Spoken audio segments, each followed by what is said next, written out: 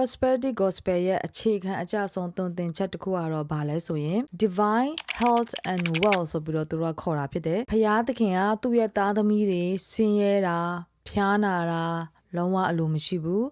ယုံကြည်ခြင်းစစ်မှန်လို့ရှိရင်ဘုရားသခင်ရဲ့သားသမီးတွေဟာဘုရားသခင်ပေးတဲ့ကောင်းကြီးမင်္ဂလာတွေနဲ့ဒီအသက်ရှင်တဲ့ချိန်မှာကြွယ်ဝခြင်းချမ်းသာခြင်းတွေရှိရမယ်ဆိုပြီးသူတို့အဓိကတင် जा ပေးတာဖြစ်တယ်သူတို့ကဘုရားသခင်ပေးတဲ့ကောင်းကြီးမင်္ဂလာကိုဘာနဲ့အတိတ်ပဲဖွင့်တယ်လဲဆိုရင်အခုကျမတို့မြင်ရတဲ့တိုက်တွေကားတွေအိမ်တွေအောင်မြင်မှုတွေနာမည်ကျော်ကြားမှုတွေဒီအရာတွေနဲ့အတိတ်ပဲဖွင့်ဆိုတာဖြစ်တယ်ဆိုတော့ဒီအရာကိုကျမတို့တမန်ကျမ်းစာမှာတစ်ချက်ကြည့်ရအောင်ရှမတ်တဲ့အခန်းကြီး6အငယ်16မှာတော့ကျမတို့တွေ့ရတယ်မြေကြီးပေါ်မှာတွေ့ရတဲ့ဘန္နာကိုမစီးပူးကြနဲ့ကောင်းကင်ဘန္နာကိုပဲစီးပူးကြပါဆိုပြီးတော့တွေ့ရတာဖြစ်တယ်အဲ့ဒါခါကျတော့ယုံကြည်သူတယောက်ရဲ့အသက်စည်းစိမ်ဟာဒီကမ္ဘာလောကကြီးပေါ်မှာမရှိဘူးဆိုတာကိုညွှန်ပြတဲ့ကျမ်းပိုက်ဖြစ်တယ်နောက်ထပ်တစ်ခုကတော့အေဖက်ဩဝါဒစာအခန်းကြီး1ဥမှာကျမတို့တွေ့ရတယ်အဲ့ဒီထဲမှာဖော်ပြထားတာကတော့စစ်မှန်တဲ့ကောင်းကြီးမင်္ဂလာဆိုတာဝိညာဉ်ရေးရာကောင်းကြီးမင်္ဂလာတွေကိုဆိုလိုတာဖြစ်တယ်ဘုရားသခင်ပေးတဲ့စစ်မှန်တဲ့ကောင်းကြီးမင်္ဂလာဟာဘာလဲဆိုရင်အပြစ်မှာလွတ်ချင်းခံရခြင်းဖခင်ရဲ့သားသမီးဖြစ်ခွင့်ရခြင်း